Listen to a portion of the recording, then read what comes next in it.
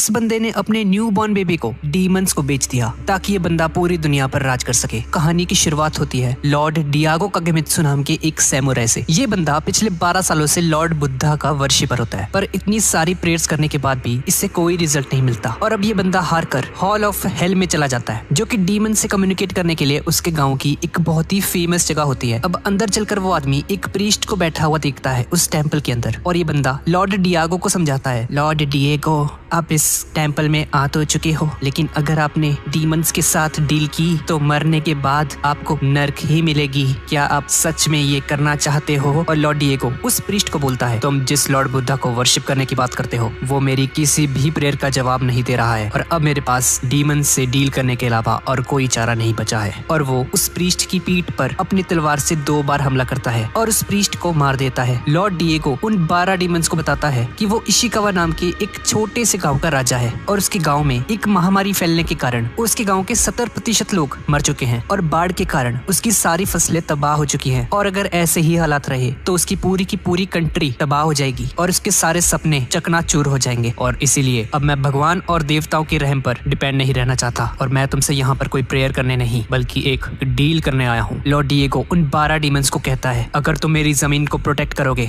और मुझे इस पूरी कंट्री का राजा बना दोगे तो बदले में मैं तुम्हें कुछ भी देने को तैयार हूँ। क्या तुम्हें सुनाई दे रहा है? और तभी वहाँ पर बिजली चमकने लगती है जो कि लॉर्ड डिएगो के माथे से जाकर टकराती है और उसके माथे पर क्रॉस का एक साइन बन जाता है और उसके माथे से खून निकलने लग जाता है। दूसरी तरफ हमें लॉर्ड डिएगो की वाइफ को दिखाया जाता है जो कि एक बच्चे को जन्म देती है। अब शुरुआत में तो ये बच्चा बिल्कुल नॉर्मल होता है, लेकिन तभी उस बच्चे पर एक जोर की बिजली गिर जाती है। तभी लॉर्ड डिएगो भी वहाँ पर आ जाता है और वो देखता है कि एक नर्स उस कमरे से बाहर की तरफ भाग रही होती है डरकर। लॉर्ड डिएगो सोचता है कि भाई क्या हो गया इसे, ऐसा क्या देख लिया इसने। और अब लॉर्ड डिएगो जल्दी से अपने बच्चे को देखने के लिए उस कमरे के अंदर जाता है और अब लॉर्ड डिएगो जैसे ही उस बच्चे से वो कपड़ा हटाता है तो वो देखता है कि उस बच्चे की आंख, नाक, बॉडी, स्किन कुछ भी नहीं होता है, पर वो सांस ले रहा होता है, वो जिंदा होता है। लॉर्ड डिएगो समझ जाता है कि डीमंस ने उसकी डील को एक्सेप्ट कर लिया है, लेकिन बदले में उन्होंने इस बच्चे के सारे बॉडी पार्ट्स को ले लिया है और वो जोर जोर से हंसने लग जाता है। लॉर्ड डिएगो उस बच्चे को उसके सामने बैठी उस नर्स को दे देता है और कहता है, ये लो, इसे कहीं दूर फेंक कर आओ। उसकी पत्नी उसे समझाने की कोशिश करती है, डियर वो जैसा भी दिखता हो है तो हमारा ही बच्चा ना, प्लीज उसे मत जाने दो, प्लीज उसे मारो मत, मैं उसका ख्याल रखूंगी। लेकिन लॉर्ड डिएगो उसकी कोई भी बात नहीं सुनता और उसे नीचे गिराते हुए उसकी पत्नी उससे भीख मांगती है कि वो उसके बच्चे को उससे अलग ना करे, लेकिन ये लॉर्ड डिएगो उसकी कोई बात नहीं सुनता और उसे कहता है, तो अब मैं राजा बनने वाला हूँ और तुम मुझे एक और बच्चा पैदा कर दोगी, समझी तुम? भाई क्या ही बंदा है यार, सही में कितनी बुरी तरह से ट्रीट करता है यार अपनी पत्नी को। और तभी इस बंदे की नजर वहाँ पर पड़े एक लॉर्ड बुद्धा के स्टैचू पर पड़ती है जो कि उसी लाइटनिंग के वक्त टूट गया था। और तभी उसकी दूसरी पत्नी उसे बोलती है, मुझे लगता है लॉर्ड बुद्धा ने इस बच्चे को प्रोटेक्ट किया और अपना सेक्रीफाइस दिया है। इसके बाद हमें उसी बूढ़ी औरत को दिखाया जाता है जो कि उस बच्चे को पानी में फेंकने आई होती है जंगलों में और वो उस बच्चे को एक बोट के अंदर रख देती है और उस बोट को धक्का देकर उस बच्चे को पानी में बहा देती है। और हम देखते हैं कि उस बच्चे के ऊपर एक लॉकेट भी होता है जो कि लॉर्ड डिएगो के क्लैन का साइन होता है। और अब जैसे ही वो बूढ़ी औरत पीछे मुड़कर देखती है तो एक बहुत बड़ा सा डीमन उस पर अटैक कर देता है और उसे खा जाता है। थोड़ी देर बाद एक अंधा आदमी वहाँ पर आ जाता है जिसका नाम वीवा मारू है और वो बंदा इस डीमन की प्रेजेंस को सेंस कर लेता है। ये बंदा अंधा होता है लेकिन फिर भी ये चीजों को सेंस कर सकता है और ये उस डीमन की प्रेजेंस को सेंस कर लेता है। वो डीमन उस पर हमला करने के लिए उसकी तरफ बढ़ता है, लेकिन वो जैसे ही उस पर हमला करने वाला होता है वीवा मारू अपनी स्वॉर्ड निकालता है और उस डीमन को बीच में से काट देता है। और इस बंदे को पानी के अंदर कोई चीज सेंस होती है जिसके अंदर रेड फ्लेम्स दिखाई दे रही थी और उसे लगता है कि ये कोई कर्स्ड ऑब्जेक्ट है और वो वहाँ से चला जाता है। इसके बाद हम 16 साल आगे देखते हैं जहाँ वो बच्चा अब बड़ा हो चुका है और उसका नाम ह्याकेमारू है। ये बच्चा उस इंसिडेंट को सर्वाइव करते हुए किसी तरीके से बच गया था और हम देखते हैं कि ह्याकेमारू ने अपनी कमर पर एक स्वॉर्ड भी लटकाई होती है और इसने प्रोस्थेटिक लेग्स, आर्म्स, यहाँ तक कि इसका फेस भी एक मास्क होता है और वो एक विलेज की तरफ जा रहा होता है। अब उस विलेज के अंदर हम डोरोरो नाम के एक लड़के को देखते हैं जो कि मार्केट के बीचों बीच चोरी का सामान बेच रहा होता है और तभी उस सामान के असली मालिक वहाँ पर आ जाते हैं और उन्हें देखकर डोरोरो बहुत ही ज्यादा परेशान हो जाता है, लेकिन वो किसी न किसी तरीके से उन्हें चकमा देकर वहाँ से भाग जाता है। पर थोड़ी देर बाद ही वो गुंडे उससे पकड़ लेते हैं और उसे बहुत ही बुरी तरह से मारते हैं, रहम नहीं खाते यार बिल्कुल भी। और अब इसके बाद वो सभी लोग देखते हैं कि एक लड़का जो कि ह्याकेमारू है वो ब्रिज के ऊपर खड़ा होता है और उसे एक डीमन की प्रेजेंस सेंस होती है जो कि उसकी तरफ ही आ रहा था लेक में से। लेकिन नीचे खड़े उन लोगों को कुछ भी समझ नहीं आता कि आखिर किसे देख रहा है, भाई क्या है ये बंदा, किसे देख रहा है ये। और तभी पानी में से एक डीमन बाहर आता है और उन सभी गुंडों को एक एक कर खाने लगता है। और अब जैसे ही वो डीमन डोरोरो को भी खाने लगता है तभी ह्याकेमारू वहाँ पर आकर उस डीमन पर अटैक कर करके डोरोरो को बचा लेता है और अब उस डीमन और हैकेमारू में बहुत ही खतरनाक लड़ाई होनी शुरू हो जाती है। अब हैकेमारू अपनी स्वॉर्ड्स निकालता है जो कि उसके आर्म्स में फिट हो रखी थी और वो उस ब्रिज के साथ साथ उस डीमन को भी डिस्ट्रॉय कर देता है। और अब इसके बाद डोरोरो उससे उसकी आर्म्स लौटाने जाता है उसके पास और उसकी जान बचाने के लिए हैकेमारू को थैंक यू कहता है। लेकिन हम देखते हैं कि हैकेमारू उसे कोई भी जवाब नहीं देता क्योंकि हैकेमारू बोल ही नहीं सकता था। हैकेमारू की सारी सेंसेस को उन डीमंस ने खा लिया था और तभी अचानक से ही हैकेमारू की बॉडी शेक करने लग जाती है और उसका मास्क नीचे गिर जाता है और उसकी स्किन वापस आने लगती है, जिससे हमें पता चलता है कि हैकेमारू को अगर अपनी बॉडी को वापस लेना है तो उसे उन्हीं 12 डीमंस को मारना होगा जिसने बचपन में उसकी बॉडी को खा लिया था। और ये डीमन जो अभी हमने देखा वो उन्हीं 12 डीमंस में से एक था। अब दूसरी तरफ हम डियागो को देखते हैं जो कि एक थंडरबोल्ट को नोटिस करता है और अब उस लाइटनिंग को देखकर डियागो को 16 साल पहले का वही वाला सीन याद आता है जब उसने उन डीमंस के साथ डील की थी। और हम देखते हैं कि डियागो के माथे के ऊपर क्रॉस का साइन बना होता है जो कि उसी डील की निशानी होती है। अब डियागो जल्दी से जाता है हॉल ऑफ हेल में और वहाँ पर जाकर देखता है कि उनमें से एक डीमन का स्टैचू बीच में से टूट चुका है और ये देखकर डियागो बुरी तरह से डर जाता है। और अब उसके विलेज में दोबारा से वही महामारी, अर्थक्वेक्स और बाढ़ आने की वजह से डियागो को शक होता है कि 16 साल पहले जो उसने डीमंस के साथ डील की थी वो अब टूटने लगी है। अब इसके बाद हम हैकेमारू और डोरोरो को देखते हैं जो कि एक विलेज की तरफ जा रहे होते हैं और रास्ते में चलते चलते डोरोरो हैकेमारू से बात करने की कोशिश करता है और उसे पूछता है क्या तुम मुझे सुन सकते हो? अरे कुछ तो बोलो,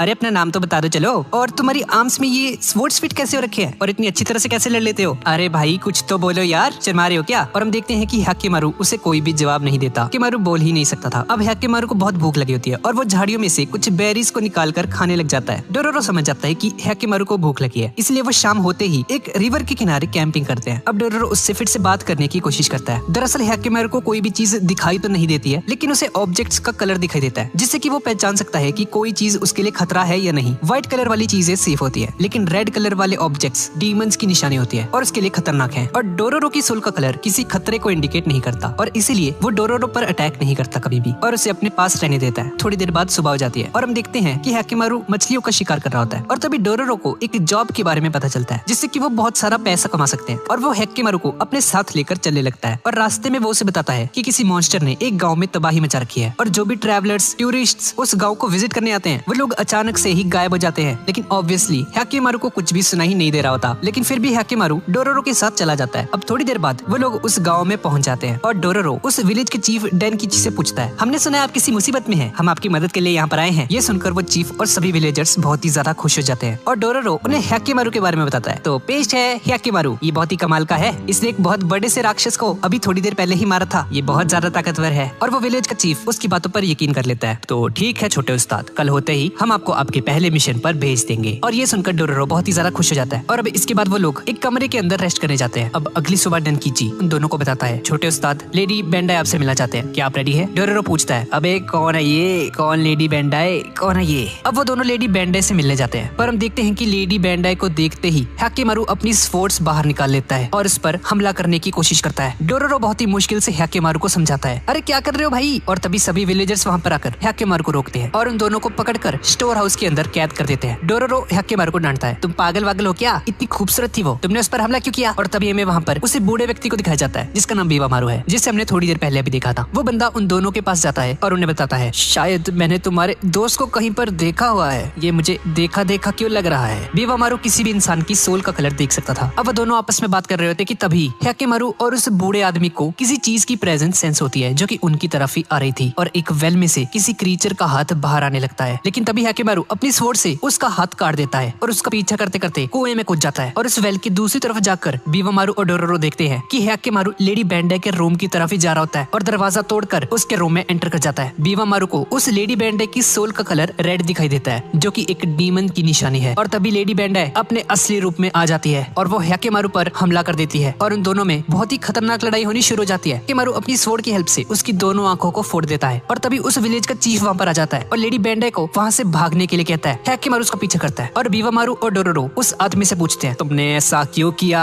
क्या तुम भी गद्दारी कर रहे हो? तुमने हमें मारने की कोशिश की थी ना, तुम्हें पता था वो एक डीमन है। डेनकिची ने बताता है हाँ अब से कह रहे हो, मुझे पता था वो एक डीमन है। दरअसल ये डीमन हमारे विलेज पर कब्जा कर चुकी है और अगर हम इसे यहाँ पर आने वाले मुसाफिरों को नहीं खिलवाएंगे तो ये हमारे पूरे के पूरे विलेज को खा जाएगी और इसीलिए अपने विलेज को प्रोटेक्ट करने के लिए मैंने ऐसा किया। और जो विलेजर्स यहाँ पर आते हैं वो इसी की वजह से गायब हो जाते हैं, ये डीमन उन सभी को खा जाती है। अब दूसरी तरफ उन दोनों के बीच में बहुत ही खतरनाक लड़ाई चल रही होती है और हैकेमारू उस डीमन को मार देता है। दरअसल वो लेडी उस डीमन की पोजेशन में होती है और उस डीमन को मारने के साथ साथ लेडी बेंडाई की भी मौत हो जाती है। और ये देखकर चीफ देनकीची बहुत ही ज्यादा उदास हो जाता है क्योंकि वो लेडी बिल्कुल इनोसेंट थी, बस उस डीमन ने उस पर कब्जा कर रखा था। और चीफ देनकीची ने बताता है कि उनके पास पैसे कमाने का कोई भी सोर्स नहीं है और उन ट्रैवलर्स को मारकर जो भी पैसे मिलते थे उन्हीं से उनके गाँव का गुजारा चलता था, मुझे माफ कर देना। थोड़ी देर बाद वो लोग वहाँ से चले जाते हैं और डोरोरो हैकिमारू से माफी मांगता है क्योंकि उसने लेडी बेंटाई पर जब अटैक किया था तब उसने हैकिमारू को बहुत ही बुरा भला कहा था, इसलिए डोरोरो उसे सॉरी कहता है। और चलते चलते हैकिमारू जमीन के ऊपर कुछ लिखता है और बीवामारू उसे सेंस कर बताता है कि तुम्हारे दोस्त का नाम हैकिमारू है और उसे हैकिमारू के बारे में सब कुछ याद आ जाता है। 16 साल पहले का हम डियागो को देखते हैं और एक सोल्जर आकर लॉर्ड डिएगो को बताता है, सर हमारे साथी विलेज ने हम पर अटैक का ऐलान कर दिया है और बहुत सारे सोल्जर्स हमारी तरफ आ रहे हैं हम पर हमला करने के लिए। और ये सुनकर लॉर्ड डिएगो का शक और भी ज्यादा पक्का हो जाता है कि 16 साल पहले उसने डीमंस के साथ जो अब डील करी थी वो अब टूटने लगी है और वो सैमुराई को हॉल ऑफ हेल के अंदर इन्वेस्टिगेट करने के लिए भेज देता है। और हम देखते हैं कि हॉल ऑफ हेल के अंदर एक और डीमन स्टैचू टूट जाता है जिसकी वजह से हैकिमारू की बोन्स वापस आ जाती हैं। अब इसके बाद हम 16 साल पहले का एक सीन देखते हैं जहाँ जंग के मैदान में बहुत सारी डेड बॉडीज पड़ी होती हैं और हमें ज़ुकाई नाम के एक सैमुराई को दिखाया जाता है जो कि लॉर्ड शिबा की आर्मी का लीडर होता है। ये बंदा बहुत ही बेरहमी से सभी बॉडीज को क्रूसीफाई कर रहा होता है और तभी उसकी पत्नी उसे रोकने के लिए उसके पास जाने की कोशिश करती है, पर उसी की आर्मी का एक सोल्जर उसकी पत्नी को मार देता है। ये देखकर ज़ुकाई को यकीन नहीं आता कि अभी हुआ क्या। वो इस चीज को एक्सेप्ट ही नहीं कर पाता कि उसकी पत्नी मर चुकी है। वो इस सदमे को सहन नहीं कर पाता और एक चट्टान से नीचे गिर जाता है, पर वो बंदा सर्वाइव कर जाता है और कुछ सालों बाद एक डॉक्टर बन जाता है और लोगों को फ्री में प्रोस्थेटिक्स प्रोवाइड करता है। सभी विलेजर्स उसे लॉर्ड बुद्धा का अवतार समझते हैं और उसके साथ एक असिस्टेंट भी होता है जिसका नाम कानमे है जो कि उसकी बहुत रिस्पेक्ट भी करता है। एक दिन कानमे जंगल से कुछ लकड़ियां लेकर घर की तरफ जा रहा होता है कि तभी रास्ते में उसे एक छोटा बच्चा और उसकी मम्मी दिखाई देते हैं। उसकी मम्मी उसे बताती है कि किसी पागल सैमुराई ने इसकी एक आर्म काट दी है। अब वो बंदा उस बच्चे को लेकर ज़ुकाई के पास चला जाता है और ज़ुकाई उसका इलाज करता है, उसकी पट्टी करता है और वापस जाते वक्त उस बच्चे की मम्मी कानमे को बताती है कि ज़ुकाई डॉक्टर बनने से पहले एक सैमुराई था और लॉर्ड शिबा की आर्मी का लीडर भी था। अब कानमे सीधा जाता है ज़ुकाई के पास और उससे पूछता है, क्या ये बात सच है कि 16 साल पहले आप लॉर्ड शिबा की आर्मी के लीडर थे? और ज़ुकाई समझ आता है कि कानमे को सब कुछ पता चल चुका है उसके पास्ट के बारे में। और ज़ुकाई उसे बताता है, उस चट्टान से नीचे गिरने के बाद कुछ फॉरेनर्स ने मुझे बचाया था और उनके देश में जाकर मैंने प्रोस्थेटिक लेग्स बनाने का काम सीखा ताकि मैं अपने पापों का प्रायश्चित कर सकूं। लेकिन कानमे उसे बताता है, उस शिबा क्लैन से होने वाली जंग में मेरे फादर भी थे जिन्हें बहुत ही बेरहमी से क्रूसीफाई कर दिया गया था। और ये सुनकर ज़ुकाई हैरान रह जाता है और वो समझ जाता है कि उस दिन जिस बंदे को वो क्रूसीफाई कर रहा था वो कानमे के फादर थे। अब कानमे ज़ुकाई को मारने के लिए उसकी तरफ बढ़ता है एक चाकू लेकर, लेकिन ज़ुकाई उसे कहता है, तुम चाहो तो मुझे मार सकते हो लेकिन प्लीज मुझे उस बच्चे के लिए एक प्रोस्थेटिक लेग बनानी है, उसके बाद तुम मुझे मार सकते हो। और कानमे रुक जाता है और ज़ुकाई को नहीं मारता, उसकी प्रोस्थेटिक लेग वहीं पर फेंक कर वहाँ से चला जाता है। ये देखकर ज़ुकाई बहुत ही ज्यादा परेशान हो जाता है और उसे ढूंढने के लिए जंगल की तरफ जाता है। और रास्ते में ज़ुकाई को एक बोट पड़ी हुई मिलती है जिसके अंदर एक न्यूबॉर्न बेबी होता है जो कि था हैकिमारू। और ज़ुकाई नोटिस करता है कि हैकिमारू जिंदा है और वो सांस ले पा रहा है और ज़ुकाई को जीने के लिए एक नया पर्पस मिल जाता है। अब 1 साल बाद लॉर्ड डिएगो को उसकी पत्नी एक दूसरा बच्चा पैदा कर देती है जिसका नाम तोहामारू है और ये बच्चा बिल्कुल नॉर्मल होता है और ये देखकर लॉर्ड डिएगो बहुत ज्यादा खुश होता है। अब 6 साल बाद हम देखते हैं कि हैकिमारू अब 6 साल का हो चुका है और ज़ुकाई उसे 6 सालों से पाल रहा था और हैकिमारू के लिए उसने प्रोस्थेटिक लेग्स, आर्म्स, यहाँ तक कि एक फेस मास्क भी दिया होता है उसे। और हमें पता चलता है कि हैकिमारू को हैकिमारू नाम ज़ुकाई ने ही दिया होता है। अब एक दिन हैकिमारू जंगल में टहल रहा होता है कि तभी एक डीमन उस पर हमला कर देता है, लेकिन ज़ुकाई सही टाइम पर आकर हैकिमारू को बचा लेता है। अब ज़ुकाई को रियलाइज हो जाता है कि वो हमेशा के लिए हैकिमारू को अपने साथ नहीं रख सकता, पर अगर उसे इस दुनिया में सर्वाइव करना है तो उसे स्ट्रॉन्ग बनाना होगा। इसीलिए ज़ुकाई उसे लड़ना सिखाता है और 10 सालों तक कड़ी ट्रेनिंग करने के बाद हैकिमारू एक ट्रेन्ड डीमन स्लेयर बन जाता है। और डीमन स्लेयर से याद आया, डीमन स्लेयर भी तो कवर करना है भाई, उसकी वीडियो भी बहुत ही जल्द आने वाली है। अब एक पर्टिकुलर डीमन को मारने के बाद हैकिमारू की एक टांग ग्रो हो जाती है। ज़ुकाई को ये देखकर अपनी आंखों पर यकीन नहीं आता, ये कैसे हो सकता है भाई, ये तो इम्पॉसिबल है, तुम्हारी टांग रीजनरेट कैसे हो रही है। अब ज़ुकाई हैकिमारू की दोनों आर्म्स में स्वॉर्ड्स फिट कर देता है और उसे एक लॉकेट भी दे देता है जो कि उसे 16 साल पहले उसी के गले में लटका हुआ मिला था उस बोट के अंदर। अब ज़ुकाई उसे आखिरी बार गले लगाता है और हैकिमारू वहाँ से चला जाता है हमेशा के लिए। अब स्टोरी प्रेजेंट टाइमलाइन में शिफ्ट हो जाती है और हम बीवामारू और डोरोरो को देखते हैं। बीवामारू डोरोरो को बताता है, कुछ लोगों ने डीमंस के साथ कोई डील की होगी जिसकी वजह से उन डीमंस ने इस बेचारे की सभी बॉडी पार्ट्स को खा लिया। तभी हैकिमारू वहाँ पर आ जाता है और वहाँ पर आते ही अपना पैर आग में डाल देता है और हमें पता चलता है कि हैकिमारू की सेंस करने की शक्ति वापस आ चुकी है और अब उसे पेन महसूस होने लगा है। अब इसके अगले दिन हम एक लड़की को देखते हैं जो कि बुद्धा से प्रे कर रही होती है और तभी वो हैकिमारू को देखती है जो कि बाहर बारिश में खड़ा होता है और हैकिमारू को भीगता हुआ देखकर वो लड़की उसे कहती है, अरे बेटा तुम वहाँ पर क्या कर रहे हो, अंदर आ जाओ। और तभी डोरोरो उसे बताता है, कोई फायदा नहीं है आंटी, ये सुन नहीं सकता, कोई फायदा नहीं है बोलकर। और अब डोरोरो और वो लड़की आपस में थोड़ी बातें करने लगते हैं। वो दोनों आपस में बात कर रहे होते कि तभी एक घायल सैमुराई उनके सामने आ जाता है। ये देखकर वो लोग हैरान रह जाते हैं और तभी हैकिमारू को जंगल में कुछ दिखाई देता है और उसका पीछा करने लगता है। डोरोरो भी हैकिमारू के पीछे जाने लगता है और थोड़ी आगे चलकर हैकिमारू रुक जाता है और वो अपने सामने देखता है कि बहुत सारी लाशें पड़ी होती हैं। भाई किसका काम है ये, इतना खून खराबा। और इसे देखकर डोरोरो बुरी तरह से डर जाता है और तभी एक बूढ़ा आदमी उन पर हमला कर देता है। उसके हाथों में एक तलवार होती है, लेकिन हैकेमारू भी अपनी स्वॉर्ड की हेल्प से उसके इस अटैक को डॉज कर लेता है। उस आदमी को देखकर डोरोरो उससे पूछता है, हाँ भी क्यों मारा तुमने लोगों को, पागल वागल हो क्या तुम? तो वो आदमी कहता है, मैंने नहीं मारा इन्हें, ये तो मेरी तलवार का कमाल है। ये तलवार खून की प्यासी है, इसलिए मेरे जरिए से इसने इन सभी लोगों को मार डाला। और तभी डोरोरो कहता है, भाई तू क्या ही बंदा है यार, कोई तलवार खून की प्यासी हो सकती है? बच्चा हूँ पर पागल नहीं हूँ, चल निकल यहाँ से। वो बंदा कहता है, ये कोई मामूली तलवार नहीं है, ये एक शैतानी स्वॉर्ड है। और ये बोलकर वो बंदा हैकेमारू पर हमला कर देता है। हैकेमारू भी उससे लड़ने लगता है और फाइट करते करते वो दोनों एक पहाड़ी पर पहुंच जाते हैं। वो बंदा हैकेमारू पर हमला करके उसकी टांग में अपनी तलवार को घुसा देता है और उस आदमी के हाथ से वो तलवार उस प्रोस्थेटिक लेग के साथ साथ नीचे गिर जाती है और वो आदमी भी उस पहाड़ी से नीचे गिर जाता है। तभी डोरोरो वहाँ पर पहुंच जाता है और उसे कहता है, अरे मारती तुमने उसे, रुको मैं तुम्हारी टांगे लेकर आता हूँ वापस। और डोरोरो ढूंढता ढूंढता हैकेमारू के पैर के पास आ जाता है और वो दिखता है कि उस पैर के अंदर तलवार घुसी हुई थी। और अब जैसे ही डोरोरो उस तलवार को उस पैर से अलग करने की कोशिश करता है तो वो तलवार चमकने लग जाती है। और इसके बाद हम उस लड़की को देखते हैं जो कि हैकेमारू और डोरोरो को ढूंढ रही होती है जंगल में। तभी उसे वही आदमी दिखाई देता है और उसे भाई कहकर बुलाती है, जिससे हमें पता चलता है कि ये बंदा इस लड़की का भाई है। इसके बाद हम डोरोरो को देखते हैं जिसे वो तलवार खींच कर कहीं पर ले जा रही होती है। डोरोरो कहता है, अरे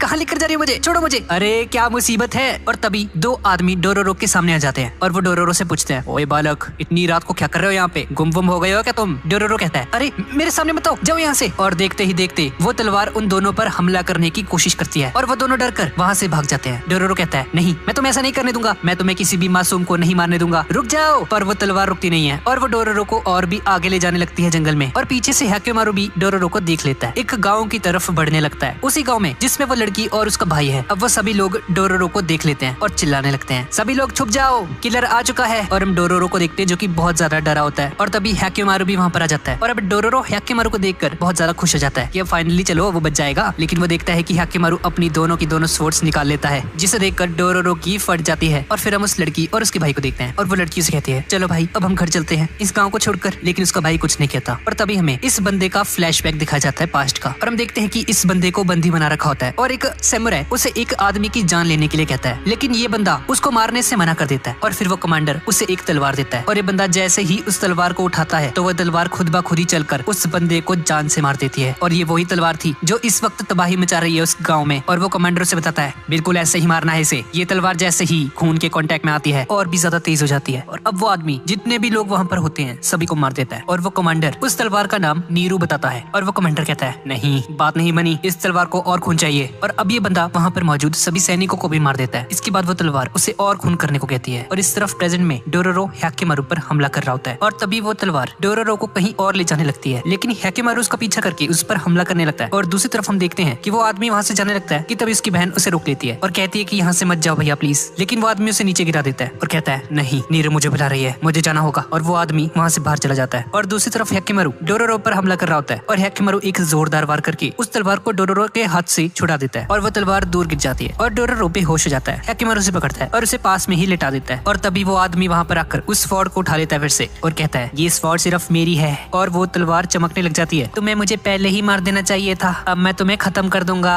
और इतना बोलकर वो हैकेमारू पर हमला कर देता है और इन दोनों में बहुत ही खतरनाक लड़ाई होनी शुरू हो जाती है। और वो लड़की उनकी बाहर आवाज सुनकर उनके पास जाने लगती है और वो लड़की वहाँ पर पहुंच जाती है बाहर और हैकेमारू से भीख मांगती है कि वो उसके भाई को मत मारे प्लीज। तभी वो आदमी हैकेमारू के हाथ पर तलवार से हमला कर देता है, लेकिन हैकेमारू अपने हाथ को अलग करके अपनी तलवार निकालता है और उस आदमी को जान से मार देता है और उस तलवार को भी तोड़ देता है। और तभी डोरोरो भी उठ जाता है और वो हैकेमारू के हाथ को वापस लगाता है। अब अपने भाई को मरा हुआ देखकर वो लड़की रोने लग जाती है और तभी हैकेमारू के कान में बहुत तेज दर्द होने लगता है और उसके प्रोस्थेटिक ईयर्स नीचे गिर जाते हैं और उसे उस लड़की के रोने की आवाज सुनाई देती है पहली बार। और हमें पता चलता है कि हैकेमारू की सुनने की शक्ति वापस आ चुकी है। और इस तरफ हॉल ऑफ हेल में एक और डीमन स्टैचू टूट चुका है और अब हैकेमारू की सुनने की शक्ति वापस आने की वजह से उसे पहली बार दुनिया की आवाजें सुनाई देती है, जो कि भाई एक अच्छी बात भी होती है और एक बुरी बात भी, क्योंकि इतनी सारी वॉइसेस एक साथ सुनने की वजह से हैकेमारू को समझ ही नहीं आता कि कौन सी साउंड्स इंपॉर्टेंट हैं और कौन सी नहीं। और उसे ऑडिटरी इन्फॉर्मेशन को प्रोसेस करने में बहुत ज्यादा दिक्कत आती है। वो सभी लोग एक बोन फायर के पास बैठे होते हैं। डोरोरो हैकेमारू को संभालने की कोशिश करता है और तभी एक जायंट बर्ड उन पर हमला कर देती है। हैकेमारू उससे लड़ने के लिए अपनी स्वॉर्ड्स निकाल लेता है, पर इतनी सारी साउंड्स आ रही थी उसके आसपास से, हैकेमारू उस बर्ड पर फोकस नहीं कर पाता और उस बर्ड से लड़ने में उसे बहुत स्ट्रगल करना पड़ता है। और गाइस, ये बड़े बड़े डीमंस को हराने वाला हैकेमारू एक चिड़िया से पिट जाता है यार। तभी बीवामारू वहाँ पर आ जाता है और उस बर्ड पर एक बहुत ही खतरनाक अटैक करके उसे मार देता है और उन दोनों की जान बचा लेता है। डोरोरो बीवामारू को बताता है कि हैकेमारू की सुनने की शक्ति वापस आ चुकी है, पर इसकी वजह से वो पहले से कमजोर हो गया यार। डोरोरो हैकेमारू के लिए पास की ही एक टाउन से कुछ दवाइयाँ लेने के लिए बोलता है, लेकिन बीवामारू से बताता है कि साकाई क्लैन ने अपने ही साथी को धोखा दिया और अब उन दोनों में जंग छिड़ने वाली है किसी भी टाइम। तो अभी वहाँ पर जाना बिल्कुल भी सेफ नहीं रहेगा और हैकेमारू बहुत ज्यादा थकावट होने की वजह से सो जाता है। थोड़ी देर बाद सुबह हो जाती है और हैकेमारू को एक बहुत ही प्यारी सी आवाज सुनाई देती है। हैकेमारू उस वॉइस का पीछा करने लगता है और हमें एक लड़की को दिखाया जाता है जो कि अपने कपड़े साफ कर रही होती है। इस लड़की का नाम मियो होता है और वो गाना गा रही होती है। हैकेमारू उस लड़की के पास जाता है और मियो से पूछती है, अरे क्या तुम्हें चोट लगी है? और तभी हैकेमारू उस पर गिर जाता है और मियो उसे संभालती है और उसके घर ले जाकर हैकेमारू का इलाज करती है और बीवामारू उस लड़की का शुक्रिया अदा करता है हैकेमारू की हेल्प करने के लिए। और वो लड़की बताती है कि हैकेमारू अकेला नहीं है, उसके जैसे और भी बहुत सारे बच्चे उसके साथ ही वहाँ पर रहते हैं जिन्होंने वॉर में अपने पेरेंट्स को खो दिया था और अब उनके पास रहने के लिए कोई भी जगह नहीं बची थी, इसलिए वो सब एक साथ ही रहते हैं। वो बच्चे उन तीनों को खाना ऑफर करते हैं और मियो को रेस्ट करने के लिए बोलते हैं। डोरोरो देखता है कि उन सभी में से एक बच्चा कपड़े धो रहा होता है और उस बच्चे की हेल्प करने के लिए डोरोरो उसके पास जाता है और वो बच्चा उसे बताता है कि मियो बहुत ही ज्यादा हार्ड वर्किंग है और नाइट शिफ्ट करने के बाद दिन में आराम करती है, इसीलिए दिन में उसे कोई भी परेशान नहीं करता हमें से। और दूसरी तरफ बीवामारू सेकाई आर्मी से बचने के लिए कोई सेफ जगह ढूंढने वहाँ से चला जाता है और दूसरी तरफ हमें लॉर्ड डियागो को दिखाया जाता है जिसका राज्य अब धीरे धीरे डिस्ट्रॉय होने लग गया था। उसी का दोस्त सेकाई उसी के खिलाफ जंग का ऐलान कर देता है और तो और पिछले एक मंथ से उसके गाँव में बारिश भी नहीं होती है जिसकी वजह से कोई फसल ग्रो नहीं होती और उसके गाँव के लोग फिर से भूखे मरने लगे। लॉर्ड डिएगो को उसकी पत्नी बताती है कि शायद उसने डीमंस के साथ डील करके बहुत बड़ी गलती कर दी है और अब उसका राज्य किसी भी वक्त खत्म हो सकता है। इसके बाद हम बीवामारू को देखते हैं जिससे रहने के लिए एक सेफ जगह मिल जाती है और वो ये बात सबको बताता है, लेकिन एक प्रॉब्लम होती है। उस जगह पर पहले से एक डीमन रहता है और ये सुनकर हैकेमारू उस डीमन से लड़ने के लिए वहाँ से जाने लगता है। डोरोरो हैकेमारू को रोकता है क्योंकि वो अभी पूरी तरह से रिकवर नहीं हुआ था, लेकिन हैकेमारू उसकी कोई बात नहीं सुनता और वहाँ से चला जाता है। बीवामारू भी उसके साथ जाता है और रास्ते में चलते चलते बीवामारू देखता है कि हैकेमारू के अंदर डीमन फ्लेम्स हैं और ये देखकर वो थोड़ा सा घबरा जाता है। इधर हम दूसरी तरफ मियो को देखते हैं जो कि नाइट शिफ्ट के लिए जंगल में तैयार होकर चली जाती है और कुछ ट्रैवलर्स को बताती है कि उसे एक जॉब की जरूरत है। और इधर हैकेमारू और बीवामारू उस डीमन को हराकर उस लैंड को कॉन्कर करने के लिए उसी लोकेशन पर पहुंच जाते हैं, लेकिन हम देखते हैं कि हैकेमारू बिल्कुल भी लड़ने की हालत में नहीं होता और बीवामारू उसे लड़ने के लिए मना भी करता है, लेकिन फिर भी हैकेमारू उस डीमन के साथ बैठ जाता है और उन दोनों में बहुत ही खतरनाक लड़ाई होनी शुरू हो जाती है। इसके बाद सीन डोरोरो की तरफ शिफ्ट हो जाता है जो कि मियो को ढूंढ रहा होता है और तभी वो मियो को देखता है और मियो को देखकर उसे अपनी आंखों पर यकीन नहीं आता। दरअसल मियो एक प्रोस्टिट्यूट होती है जिसकी वजह से ही वो नाइट में काम करती है और किसी को भी उसकी इस नाइट शिफ्ट के बारे में नहीं पता होता और ये देखकर डोरोरो बहुत ही ज्यादा डिसअपॉइंट हो जाता है। इस तरफ हैकेमारू और उस डीमन के बीच में बहुत ही खतरनाक फाइट होनी शुरू हो जाती है। वो डीमन हैकेमारू की एक टांग खा जाता है और उसकी राइट लेग अब पूरी तरह से टूट चुकी है और इस तरफ डोरोरो वापस घर की तरफ जाने लगता है जो कि मियो को उस हालत में देखकर बहुत ही ज्यादा डिस्टर्ब हो जाता है और रास्ते में उसे प्रीस्ट और हैकेमारू मिलते हैं और डोरोरो देखता है कि हैकेमारू की राइट लेग बुरी तरह से टूट चुकी है और ये देखकर डोरोरो बहुत ही ज्यादा डर जाता है। वो प्रीस्ट उसे बताता है कि मैंने इसे मना किया था भाई, उससे फाइट मत कर, तेरी हालत ठीक नहीं है और मैंने इसे बहुत रोकने की कोशिश की लेकिन इसने मेरी एक नहीं सुनी और अपना ये हाल कर बैठा है। अब पर एक अच्छी न्यूज भी है, इसकी राइट लेग तो टूट चुकी है लेकिन इसकी वॉइस वापस आ चुकी है। अब अगले सुबह हमें मियो को दिखाया जाता है जो कि अपनी नाइट शिफ्ट कंप्लीट करके घर वापस आ जाती है और उन सभी में से एक बच्चा उसे बताता है कि हैकेमारू बहुत ही ज्यादा घायल है और मियो जल्दी से हैकेमारू के पास जाकर उसका इलाज करती है। डोरोरो को मियो की आर्म पर ब्रूसेस दिखाई देते हैं जिसे देखकर उसे मियो का कल रात वाला सीन याद आ जाता है और मियो समझ जाती है कि डोरोरो ने उसे देख लिया था कल रात को और डोरोरो वहाँ से चला जाता है। इसके बाद हम डियागो को देखते हैं जिसका दूसरा बेटा तोहामारू उसे वॉर में उसके साथ जाने के लिए कहता है और डियागो से कहता है तुम्हें अभी बहुत ज्यादा ट्रेनिंग की जरूरत है बच्चे, तुम नहीं चल सकते अभी। तोहामारू अपनी मॉम को कहता है कि वो डियागो को समझाए कि उसे भी वॉर में जाना है, लेकिन उसकी मॉम भी उसे मना कर देती है और तोहामारू अपनी मॉम से कहता है आपको मेरी कोई फिक्र नहीं है और आप मुझसे बिल्कुल भी प्यार नहीं करती हो और तोहामारू गुस्सा होकर वहाँ से चला जाता है। इसके बाद हम एक फ्लैशबैक देखते हैं जब बचपन में तोहामारू एक पेड़ के ऊपर चढ़ रहा होता है और वो नोटिस करता है कि उसकी मम्मी उस पर बिल्कुल भी ध्यान नहीं दे रही होती और बस उससे टूटे हुए लॉर्ड बुद्धा के स्टैचू को प्रे करती रहती थी बस, और उससे शक होती है कि लॉर्ड डिएगो और उसकी मम्मी उससे कुछ छुपा रहे हैं। इसके बाद हम हैकेमारू को देखते हैं जो कि उस डीमन से बुरी तरह से हारने के बाद फ्रस्ट्रेट होकर फिर से चलने की कोशिश करता है, लेकिन जैसे ही वो एक कदम बढ़ाता है वो गिर जाता है और तभी मियो वहाँ पर आकर उससे रोकती है और उससे कहती है बस तुम आराम करो यार, मत करो ये, और वो हैकेमारू को वही गाना गाकर सुनाती है जो कि उसका फेवरेट होता है। और थोड़ी देर बाद बीवामारू वहाँ से जाने लगता है और जाते जाते वो डोरोरो को बताता है कि हैकेमारू की सोल के अंदर डीमन फ्लेम्स हैं और तुम बस दुआ करो कि उन डीमन फ्लेम्स की वजह से वो एक मॉन्स्टर में ना बदल जाए। और ये बोलकर बीवामारू वहाँ से चला जाता है। अब थोड़ी देर बाद मियो डोरोरो से मिलने वहाँ पर आती है और मियो से कहती है तो तुम्हें मेरी जॉब के बारे में पता चल गया ना। डोरोरो से बताता है कि उसने जानबूझकर उसे नहीं दिखा था। मियो से कहती है कि उसे अपनी जॉब को लेकर कोई गिल्ट नहीं है क्योंकि ये उनके सर्वाइवल की बात है और अगर वो ये जॉब नहीं करेगी तो वो सभी बच्चे भूखे मर जाएंगे। और डोरोरो से बताता है कि वॉर के टाइम पर चाहे वो जितने मर्जी भूखे थे उसकी मॉम ने बस एक यही जॉब नहीं करी थी और भूख की वजह से ही उसकी मॉम की मौत हुई थी। अगले सीन में हमें हैकेमारू को दिखाया जाता है जो कि एक लकड़ी की प्रोस्थेटिक लेग बनाकर फाइटिंग प्रैक्टिस कर रहा होता है और वो सभी बच्चे उसे एक स्वॉर्ड दिखाते हैं जो कि उन्हें बैटल फील्ड में मिली थी। और इस तरफ मियो नाइट शिफ्ट के लिए तैयार होकर जंगल में चली जाती है। इस बार रास्ते में सेकाई आर्मी का एक सोल्जर उसे देख लेता है और शाम होने पर हैकिमारू उस डीमन से लड़ने के लिए उसी लोकेशन पर पहुंच जाता है फिर से। और अगली सुबह जब मियो वापस अपने घर आती है तो उन बच्चों का लीडर उसे बताता है कि हैकिमारू उसी डीमन से फाइट करने चला गया है। और ये सुनकर मियो जल्दी से उसे रोकने के लिए उसकी तरफ जाने लगती है। और इसी बीच हम लोग देखते हैं कि पूरे 1 मंथ बाद डियागो के गांव में बारिश होनी शुरू हो जाती है। इस तरफ हम देखते हैं कि हैकिमारू और उस डीमन के बीच में बहुत ही खतरनाक लड़ाई होनी शुरू हो जाती है और हैकिमारू अपनी स्वॉर्ड से उस डीमन को इस बार मार देता है। और उस डीमन को मारते ही बारिश रुक जाती है और होलोफेल का एक और डीमन स्टैचू टूट जाता है। अब डोरोरो और हैकिमारू वापस उन बच्चों की तरफ जा रहे होते हैं कि तभी रास्ते में उन्हें उसी घर से आग की लपटें दिखाई देती है। और डोरोरो जल्दी से वहाँ पर जाकर देखता है कि उनका घर पूरी तरह से तबाह हो चुका है, सब कुछ जल चुका है और सेकाई आर्मी के सोल्जर्स ने वहाँ पर मौजूद सभी बच्चों को मार दिया है। और मियो भी घायल पड़ी होती है। और तभी उस आर्मी का लीडर डोरोरो से पूछता है, ओए बच्चे,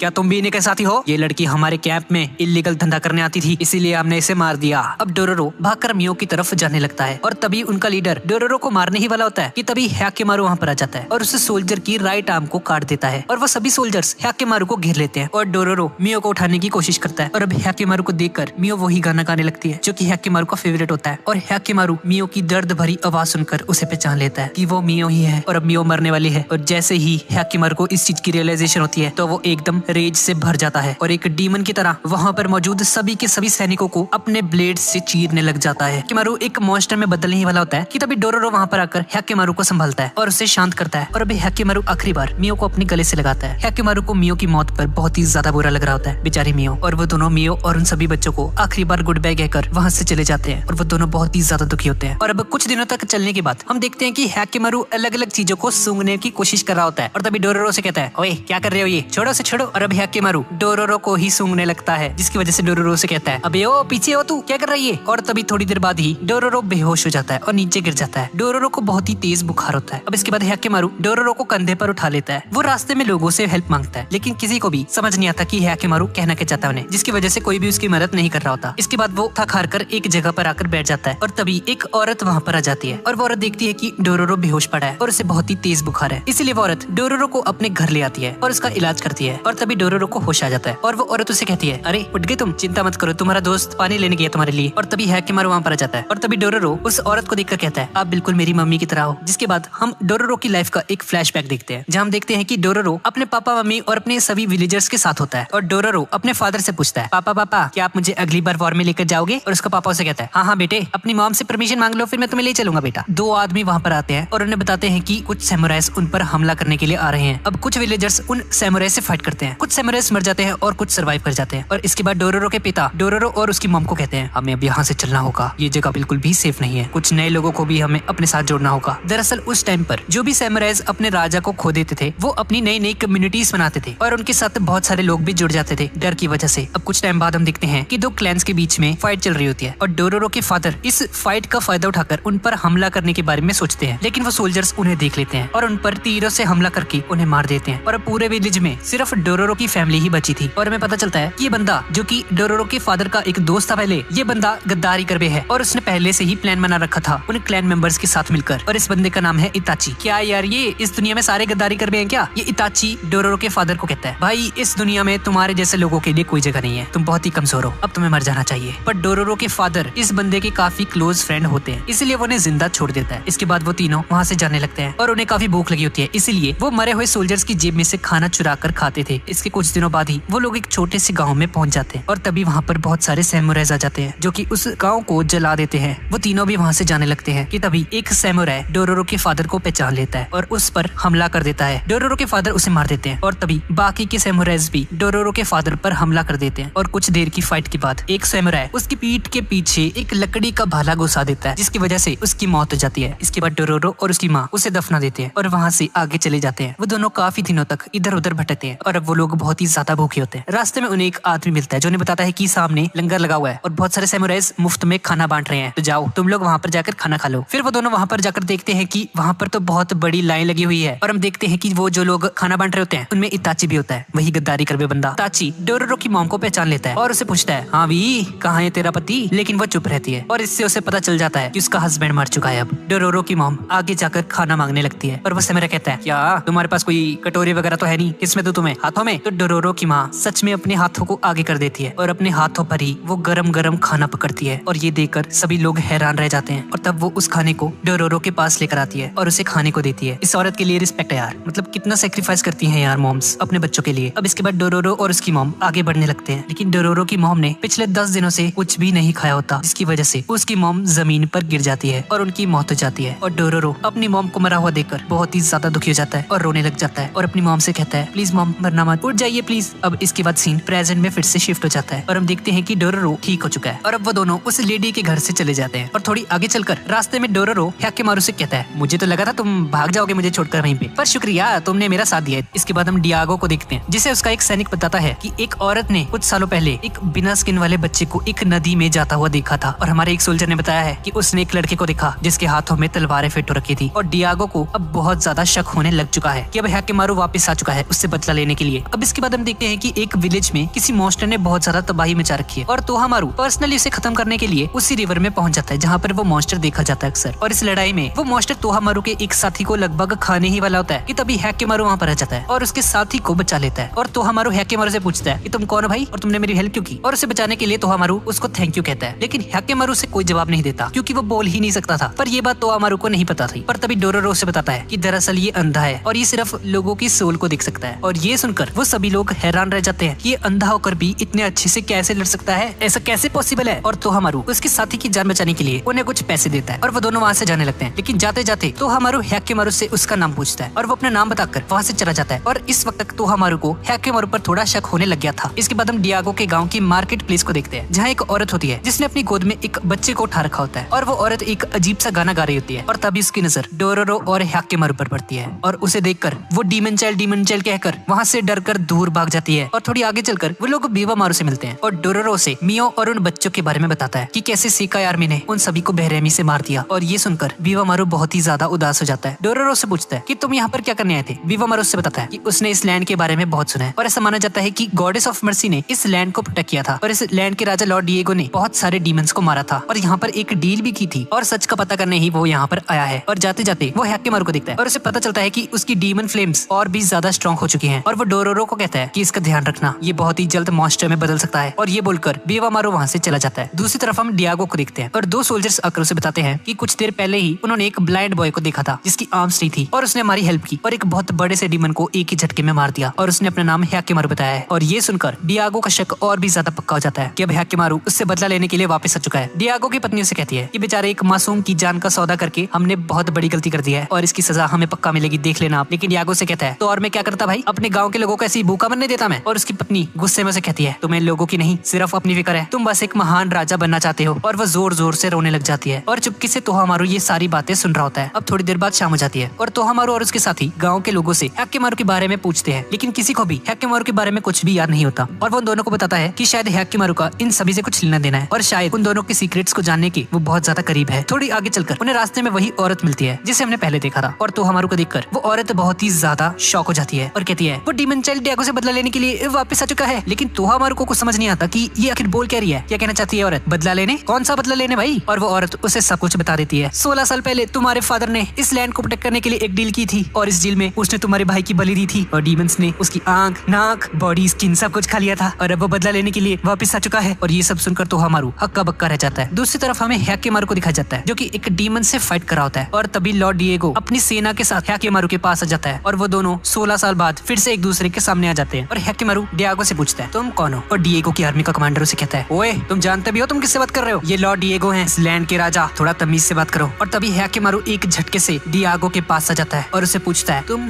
हो कौन। दरअसल ह्याकेमारू को डिएगो की सोल में भी डीमन फ्लेम्स दिखाई देती है। डिएगो से बोलता है अभी तक जिंदा कैसे हो, तुम्हें तो मर जाना चाहिए था। और वो अपनी आर्मी को ह्याकेमारू को खत्म करने का ऑर्डर दे देता है पर ह्याकेमारू उनके सभी अटैक्स को डॉज करके वहाँ से भाग जाता है। दूसरी तरफ हमें डोरोरो को दिखाया जाता है जिसे कुछ सोल्जर्स ने पकड़ लिया था और उसके साथ कुछ लोगों को भी प्रिजन में डाल दिया था। और तभी डोरोरो को उस प्रिजन में एक होल दिखाई देता है जिससे कि वो उस प्रिजन से आसानी से एस्केप कर लेता है। इसके बाद हम डिएगो की पत्नी को देखते हैं जो कि उसी लॉर्ड बुद्धा के स्टैचू से प्रे कर रही होती है। और तभी तोहामारू वहाँ पर आ जाता है और उससे पूछता है मॉम क्या आपको किसी बच्चे के बारे में याद है जिसके बॉडी पार्ट्स 16 साल पहले किसी डीमन ने खा लिए थे। और ये सुनकर वो बहुत ही ज्यादा शॉक हो जाती है। तोहामारू से कहता है आप दोनों ये कैसे कर सकते हो, अपने ही बच्चे को डीमंस को खिला दिया, भाई क्या हो तुम लोग। और अब उसकी मॉम उससे सब कुछ बता देती है कि कैसे 16 साल पहले उन्होंने डीमंस के साथ एक डील की थी और उस बच्चे को पानी में बहा दिया था। और ये सुनकर तोहामारू बहुत ही ज्यादा गुस्सा हो जाता है अपनी मॉम पर और उससे कहता है एक मासूम से बच्चे की जान ली है आप लोगों ने, आप लोग खुद को पेरेंट्स कहते हो, ऐसे होते पेरेंट्स। और तभी डिएगो वहाँ पर आ जाता है। यार ये मेरे को दिख जाने में वो गुस्सा हो रहा था भाई। और ये डिएगो तोहामारू को कहता है भाई तुम्हें कुछ नहीं पता है, ठीक है, हमने कितने बुरे दिन लिखे हैं। लगातार एपिडेमिक्स, डिजास्टर्स आते रहते थे, लोग भूखे मर रहे थे, आसपास के सभी देश हम पर हमला करने के लिए पूरी तरह से रेडी थे। इस जमीन को बचाने के लिए न जाने कितने सोल्जर्स ने अपनी बलि दी है। अगर मैंने डीमंस के साथ वो डील नहीं की होती उस दिन, आज ये जमीन जहाँ पर तुम सांस ले रहे हो वो बंजर पड़ी होती। वो दोनों आपस में बात कर रहे थे कि तभी हैकिमारू वहाँ पर आ जाता है और उन तीनों को दूर से खड़ा होकर देख रहा होता है। और तभी डियागो की आर्मी के सोल्जर्स आकर उसे घेर लेते हैं और उस पर तीर से फायर करते हैं और उस पर तीर चला देते हैं। और तभी इसकी मम्मी से कहती है हैकिमारू संभाल कर। और ये सुनकर हैकिमारू थोड़ा शॉक हो जाता है। ये क्या भाई, ये मुझे बेटा कहकर क्यों बुला रही है। और हैकिमारू वहाँ से बचकर निकल जाता है। लॉर्ड डिएगो अपनी आर्मी को उसे खत्म करने का ऑर्डर दे देता है। तभी तोहामारू उससे कहता है नहीं, वो मेरा भाई है, आप ऐसा नहीं कर सकते पिताजी। और डियागो से कहता है तो क्या भाई तुम अपने भाई के लिए इस लैंड को सेक्रीफाइस कर दोगे अब, और इस गांव के लोगों को फिर से उसी नर्क में भेजना चाहते हो? और अगर तुम्हें ऐसा करना ही है तो जाओ और हॉल ऑफ हेल में जाकर मेरी डीमन से की हुई डील को तोड़ दो, तुम्हें तुम्हारा भाई वापस मिल जाएगा। पर ये लैंड पूरी तरह से तबाह हो जाएगी। अगले सीन में हमें डोरोरो को दिखाया जाता है और वो हैकिमारू से कहता है हैकिमारू चलो हमें कुछ लोगों को बचाना है। और इसके बाद हम बीवामारू को देखते हैं जो कि पहली बार तोहामारू को देखता है और उसे पता चलता है कि उसकी सोल बिल्कुल हैकिमारू जैसी है। और तोहामारू और उसके साथी हॉल ऑफ हेल में पहुंच जाते हैं और उन्हें टूटे हुए डीमंस के स्टैचूज को देखकर वो सभी लोग हैरान रह जाते हैं और उन्हें ऐसा लगता है कि शायद वो डीमन से की हुई डील पहले ही टूट चुकी है। और थोड़ी देर बाद वहाँ पर बहुत ही तेज हवा चलने लगती है जिसकी वजह से वो सभी लोग वहाँ से बाहर चले जाते हैं। अब इसके बाद सीन शिफ्ट होकर डोरोरो और हैकिमारू की तरफ आ जाता है और हैकिमारू डोरोरो के दोस्त को बचाने के लिए एक डीमन से फाइट कर रहा होता है। और तभी डियागो की आर्मी वहाँ पर आ जाती है और वो लोग हैकिमारू को घेर लेते हैं। उसी आर्मी में वो सोल्जर भी होता है जिसने मियो और उन सभी बच्चों को मारा था। और हैकिमारू उस सोल्जर की आवाज सुनकर उसे पहचान लेता है कि ये वो ही है जिसने उसके प्यार को मारा था। और वो एकदम रेज से भर जाता है और उसे मारने के लिए उसकी तरफ बढ़ता है। लेकिन तभी डोरोरो वहाँ पर आकर उसे संभालता है और थोड़ी देर बाद तोहामारू भी वहाँ पर आ जाता है और वो हैकिमारू को बताता है हैकिमारू मैं तुम्हारा छोटा भाई हूँ और पिताजी ने तुम्हारे साथ जो भी किया वो बहुत ही गलत था। लेकिन अगर वो ऐसा नहीं करते तो ये लैंड पूरी तरह से तबाह हो जाती। और अगर वो डीमन से की हुई डील अभी टूट जाती है तो ये लैंड फिर से नर्क बन जाएगी। और जो भी इस लैंड की शांति भंग करने के लिए यहाँ पर आएगा वो हमारे लिए एक दुश्मन है। और इसीलिए अब मुझे तुम्हें खत्म करना होगा। और अब उन दोनों में बहुत ही खतरनाक लड़ाई होनी शुरू हो जाती है। और इसी बीच वही डीमन डोरोरो के दोस्तों पर हमला करने के लिए आ जाता है। लेकिन हैकिमारू उस डीमन पर अटैक करके उसे मार देता है और सभी की जान बचा लेता है जिसकी वजह से एक और डीमन स्टैचू टूट जाता है। और अब थोड़ी देर बाद डियागो की पत्नी भी वहाँ पर आ जाती है और हैकिमारू को कहती है सॉरी बेटा मैं तुम्हें उस दिन नहीं बचा पाई, प्लीज मुझे माफ कर देना हैकिमारू, अगर इन डीमंस को ब्लड ही चाहिए तो मेरा ले लो। और ये बोलकर वो खुद को चाकू मार लेती है। और तभी वहाँ उसी डीमन की कर्स्ड की हुई दीवार टूट जाती है और वो सभी लोग वहाँ से चले जाते हैं। अब कुछ दिनों बाद हम ज़ुकाई को देखते हैं जो कि जंग के मैदान में पड़ी हुई सभी डेड बॉडीज को प्रोस्थेटिक पार्ट्स लगाकर श्रद्धांजलि दे रहा होता है। और तभी एक बूढ़ा आदमी वहाँ पर आ जाता है और उसे कहता है ये जो तुम कर रहे हो ना भाई एकदम यूजलेस है, इससे कुछ नहीं होने वाला तुम्हारा। और उसके इतना बोलते ही एक घूल वहाँ पर आकर उस आदमी को खा जाता है और ज़ुकाई उस आदमी की हेल्प करने के लिए कुछ नहीं कर पाता। और तभी हैकिमारू वहाँ पर आ जाता है और उस घूल को बहुत ही बेरहमी से खत्म कर देता है। और उसे देखकर ज़ुकाई बहुत ज्यादा हैरान हो जाता है और साथ में वो हैकिमारू को फिर से देखकर बहुत ज्यादा खुश भी हो जाता है। और हैकिमारू भी उसकी आवाज सुनकर उसे पहचान लेता है और उसे गले से लगा लेता है। ज़ुकाई उसे एक केव में ले जाकर उसका इलाज करता है और वो देखता है कि हैकिमारू की स्किन वापस आ चुकी है और अब वो सुन और बोल भी सकता है। ज़ुकाई उसे कहता है जिस तरह से तुमने उस घूल को मारा क्या तुम्हें नहीं लगता कि तुम बाहर से इंसान और अंदर से डीमन बनते जा रहे हो हैकिमारू? लेकिन हैकिमारू उसकी इस बात का कोई भी जवाब नहीं देता और उसे बताता है कि उसे उसकी फैमिली मिल चुकी है और उसे पता चल चुका है कि डियागो ने ही वो डील की थी। और ज़ुकाई उसे कहता है तुम्हें और क्या क्या पता है, मुझे सब कुछ बताओ। इसके बाद हम डियागो की पत्नी को देखते हैं जिसे होश आ जाता है और एक नर्स तोहामारू को बताती है तोहामारू एक अच्छी खबर है, तुम्हारी मॉम को होश आ चुका है। लेकिन तोहामारू से कहता है अभी मैं थोड़ा जल्दी में हूँ और उन्हें आकर देख लूंगा। और ये बोलकर तोहामारू वहाँ से चला जाता है। अब इसके बाद वापस हैकिमारू ज़ुकाई को एक और प्रोस्थेटिक लेग बनाने के लिए कहता है उसके लिए। लेकिन ज़ुकाई उसे मना कर देता है और उसे कहता है कि अगर मैंने तुम्हें एक न्यू प्रोस्थेटिक लेग बनाकर दे दी तो तुम फिर से डीमन से फाइट करने निकल पड़ोगे और जैसे जैसे तुम्हारे बॉडी पार्ट्स वापस आ रहे हैं तुम और भी ज्यादा बेरहम और डीमन जैसे बनते जा रहे हो हैकिमारू, और मैं ऐसा नहीं होने दे सकता। और वो एक एक्स को उठाकर उसकी प्रोस्थेटिक लेग पर मार देता है और तभी वहाँ पर एक लैंडस्लाइड हो जाती है और वो लोग उस केव के अंदर कैद हो जाते हैं। इस तरफ डियागो अपनी पत्नी को देखने के लिए उसके पास आता है और उससे कहता है ऐसी बेवकूफी दोबारा कभी मत करना, समझी तुम? और उसकी पत्नी उसे कहती है डियर क्या तुम्हें याद है जब हैकिमारू पैदा हुआ था तब गॉडेस ऑफ मर्सी का वो स्टैचू का सिर टूट गया था, इसी की वजह से सारे बॉडी पार्ट्स चले जाने के बावजूद भी उसका सर बिल्कुल सही सलामत था। और उसे ऐसा लगता है कि उन 12 डीमंस में से कोई एक डीमन हैकिमारू का सिर नहीं खा पाया था लॉर्ड बुद्धा की वजह से। और अब जब गॉडेस ऑफ मर्सी ने अपना सेक्रीफाइस कर ही दिया है तो तुम्हारी डीमन से की हुई डील टूट चुकी है और हैकिमारू को उसकी बॉडी जरूर से वापस मिल जाएगी और आज नहीं तो कल ये जमीन फिर से नरक बन जाएगी। लेकिन डियागो से कहता है तुम कुछ ज्यादा ही सोच रही हो, चुपचाप सो जाओ फिर से। और वहाँ से चला जाता है। अगले सीन में हमें हैकिमारू को दिखाया जाता है जो कि बाहर जाने के लिए खुदाई कर रहा होता है और ज़ुकाई उससे पूछता है कि क्या तुम फिर से उसी नर्क में जाना चाहते हो, और अगर तुम्हें तुम्हारी बॉडी वापस मिल भी गई तो वो तुम्हारे लिए बस एक बर्डन ही होगी। और हैकिमारू से कहता है वो मेरी बॉडी है और उसे पाने के लिए अगर मुझे 1000 डीमन से भी लड़ना पड़े तो मैं उन सबको खत्म करके अपनी बॉडी को वापस लूंगा। पर ज़ुकाई उसे समझाता है कि तुम सही कह रहे हो, वो बॉडी तुम्हारी है और उसे पाने के लिए तुम्हें सिर्फ डीमन से ही नहीं अपने भाई, पिता, डियागो की आर्मी, उसके गाँव के लोग, इन सब से लड़ना पड़ेगा। और अगर तुम्हें तुम्हारी बॉडी वापस मिल भी गई तो तुम्हारी सोल खून से रंग चुकी होगी, हर जगह बस लाशें ही लाशें होंगी और तुम इस दुनिया में बिल्कुल अकेले रह जाओगे। पर हैकिमारू से कहता है कि वो अकेला नहीं है, उसके साथ कोई और भी है। थोड़ी देर बाद वो लोग उस केव में से बाहर आ जाते हैं और बाहर आकर वो लोग देखते हैं कि बहुत सारे घूल्स उनसे बदला लेने के लिए बाहर ही खड़े होते हैं और ह्याकिमारू उन सभी को बहुत ही बेरहमी से मारने लगता है। और उसे देखकर जुकाई को बहुत ही बुरा फील होता है कि शायद उसने ह्याकिमारू को बचाकर बहुत बड़ी गलती कर दी है। और अब ह्याकिमारू वहाँ से जाने से पहले जुकाई से उसका नाम पूछता है और जुकाई से कहता है मैं कोई नहीं हूँ और तुम्हें मेरे बारे में जानने की कोई जरूरत नहीं है। और ह्याकिमारू से टच करके उसे बोलता है मुझे पता है तुम कौन हो, तुम मेरी मम्मी हो। और ये सुनकर जुकाई की आंखों में आंसू आ जाते हैं और ह्याकिमारू उसे एक गुड बाय कहकर वहाँ से चला जाता है। अब अगले दिन हम डियागो को देखते हैं और उसी की आर्मी का एक सोल्जर आकर उसे बताता है कि आसपास की 2 विलेजेस में एक बहुत ही खतरनाक महामारी फैल चुकी है और डियागो उसे उन दोनों विलेजेस को जलाने का ऑर्डर दे देता है ताकि वो महामारी और ना फैल सके। थोड़ी देर बाद एक दूसरा सोल्जर उसे बताता है कि आसाकुरा क्लैन हम पर हमला करने वाला है और उसने विलेज के बॉर्डर पे 2000 सोल्जर्स की आर्मी को इकट्ठा कर रखा है। और ये सब बातें सुनकर डियागो को उसकी पत्नी की वही बातें याद आ जाती हैं और उसे लगता है कि उसकी सारी बातें अब सच होने वाली हैं। थोड़ी देर बाद तोहामारू वहाँ पर आ जाता है और वो डियागो से कहता है पिताजी मुझे आशीर्वाद दीजिए, मैं उस ह्याकिमारू को खत्म करने जा रहा हूँ क्योंकि अगर हमने उसे अभी खत्म नहीं किया तो वो इस पूरी लैंड को तबाह कर देगा। और डियागो उसकी बात मान जाता है पर वो अपने एक कमांडर को उस पर नजर रखने के लिए कहता है। इसके बाद हम डियागो के गाँव को देखते हैं और बारिश न होने की वजह से कीड़े मकोड़े वहाँ पर आकर उसकी सारी फसलों को तबाह कर देते हैं। लोग भूखे मर रहे हैं, हर तरफ बस बर्बादी ही बर्बादी है। और तोहामारू हॉल ऑफ हेल में जाकर डीमन से प्रे कर रहा होता है और थोड़ी देर बाद वो अपनी स्वॉर्ड उठाकर ह्याकिमारू को खत्म करने के लिए निकल पड़ता है। और दूसरी तरफ डोरोरो और ह्याकिमारू एक विलेज की तरफ जा रहे होते हैं और रास्ते में उन्हें एक आदमी मिलता है और वो उन्हें बताता है कि तुम्हें इस रास्ते पर नहीं जाना चाहिए क्योंकि यहाँ पर एक बहुत ही खतरनाक वॉर शुरू होने वाली है। लेकिन ह्याकिमारू उसकी कोई बात नहीं सुनता और उसी रास्ते पर आगे बढ़ने लगता है। अब थोड़ी देर बाद शाम होने पर तोहामारू और उसके साथी ह्याकिमारू के सामने आ जाते हैं और उसे घेर लेते हैं और तोहामारू को देखकर ह्याकिमारू गुस्से से भर जाता है। ह्याकिमारू डोरोरो से कहता है वो मेरा भाई नहीं है, उसने मुझे डीमन कहकर बुलाया था। और उन दोनों में बहुत ही खतरनाक लड़ाई होनी शुरू हो जाती है और वो लोग एक दूसरे पर तलवारों से हमला कर रहे होते हैं और ह्याकिमारू उसके दोनों साथियों की आर्म्स काट देता है और ये देखकर डोरोरो रोने लग जाता है और ह्याकिमारू तोहामारू की राइट आई पर फिर से हमला कर देता है। और तभी डियागो की आर्मी का मेन कमांडर ह्याकिमारू को रोकने के लिए वहाँ पर आ जाता है और वो ह्याकिमारू को बॉम्ब से उड़ा देता है और ह्याकिमारू नीचे खाई में गिर जाता है। और वो तोहामारू से कहता है कि तुम यहाँ पर क्या कर रहे हो। और तोहामारू उस आर्मी के लीडर को कहता है तुम मेरे बीच में क्यों आए, चले जाओ यहाँ से, मैं उसके लिए अकेला ही बहुत हूँ, मुझे तुम्हारी जरूरत नहीं। और तोहामारू उस कमांडर की बात नहीं सुनता और वो कमांडर तोहामारू के सर के पीछे एक नशीला तीर चलाकर तोहामारू को बेहोश कर देता है और वो डोरोरो को भी पकड़ लेता है। तोहामारू के साथियों से कहते हैं कि इस बच्चे को क्यों पकड़ा तुमने, इसे तो जाने दो। और वो कमांडर उन दोनों से कहता है अबे ओ तुम दोनों तो चुप ही रहो, तुम्हारी बस एक ही जॉब थी तोहामारू की प्रोटेक्शन और तुम लोग वो भी नहीं कर पाए, उल्टा तोहामारू को तुम दोनों को बचाना पड़ रहा है, ऐसे बनोगे तुम रोडीज, तुम्हें तो शर्म आनी चाहिए। और नीचे खाई में हम देखते हैं कि ह्याकिमारू बहुत ही ज्यादा घायल होता है और तभी उसके सामने वो हॉर्स जो उसके साथ नीचे गिर गया था उस खाई में वो फिर से जिंदा हो जाता है। और अब ह्याकिमारू उस खाई से बाहर आकर नोटिस करता है कि तोहामारू की आर्मी डोरोरो को अपने साथ लेकर चली गई है और ये देखकर ह्याकिमारू बहुत ही ज्यादा गुस्से में आ जाता है और कहता है चाहे कुछ भी हो जाए मैं तुम्हें वापस लेकर आऊंगा डोरोरो। और अब ह्याकिमारू के साथ एक घुल हॉर्स भी होता है। दूसरी तरफ हम डियागो को देखते हैं और उसी की आर्मी का एक और सोल्जर आकर उसे बताता है 30 आसाकुरा सोल्जर्स ने हम पर हमला किया है और उनकी मेन आर्मी तातेसुकी ब्रिज को क्रॉस कर चुकी है और वो 1-2 दिन में यहाँ पर पहुंच जाएंगे। और ये सब सुनकर डियागो कहता है आर्मी को रेडी रखो, हमें उन्हें किसी भी हालत में अंदर घुसने से रोकना होगा। दूसरी तरफ हम लोग देखते हैं कि डियागो की आर्मी डोरोरो को जेल में बंद कर देती है। डोरोरो वो लॉक खोलने की कोशिश करता है लेकिन वो लॉक उससे नहीं खुलता और तभी ह्याकिमारू की मॉम वहाँ पर आ जाती है और उस लॉक को खोल देती है। वो डोरोरो को उस जेल से निकलने में उसकी हेल्प करती है और वो उससे पूछती है बेटा तुम कितने सालों से मेरे बेटे के साथ हो, प्लीज मुझे उसके बारे में सब कुछ बताओ। और तभी वो देखती है कि सामने से 2 सोल्जर्स उसकी तरफ ही आ रहे थे पर वो किसी तरह मौसम की बातें करते हुए डोरोरो को बचा लेती है और वो दोनों एक अंडरग्राउंड टनल के थ्रू वहाँ से बाहर आ जाते हैं और डोरोरो उन्हें गुड बाय कहकर वहाँ से जाने ही लगता है कि तभी पीछे से ह्याकिमारू की मॉम भी डोरोरो के साथ ही चलने का फैसला करती है क्योंकि जहाँ पर डोरोरो होगा वहीं पर ह्याकिमारू होगा और एक बोट में बैठकर वो दोनों ह्याकिमारू को ढूंढने के लिए वहाँ से निकल जाते हैं। रास्ते में डोरोरो से पूछता है कि क्या आप सच में मेरे साथ आना चाहती हैं, मेरी हेल्प करके आप अपनी ही कंट्री को धोखा दे रही हैं, पता है ना आपको। और अगर आपको ह्याकिमारू मिल भी गया तो वो आपको कभी भी माफ नहीं करने वाला क्योंकि आपने उसे बचपन में ही अकेला छोड़ दिया था। पर वो उससे कहती है अगर ह्याकिमारू मुझे मारना भी चाहे तो मुझे वो भी मंजूर है, मुझे बस एक बार अपने बेटे को देखना है। उसके इतना बोलते ही अचानक से नदी का बहाव तेज हो जाता है और वो बोट एक चट्टान से टकरा जाती है और वो दोनों पानी के अंदर गिर जाते हैं। थोड़ी देर बाद डोरोरो को होश आता है और वो अपने सामने बीवामारू को देखता है जिसने उसकी जान बचा ली थी और वो डोरोरो को बताता है बेटा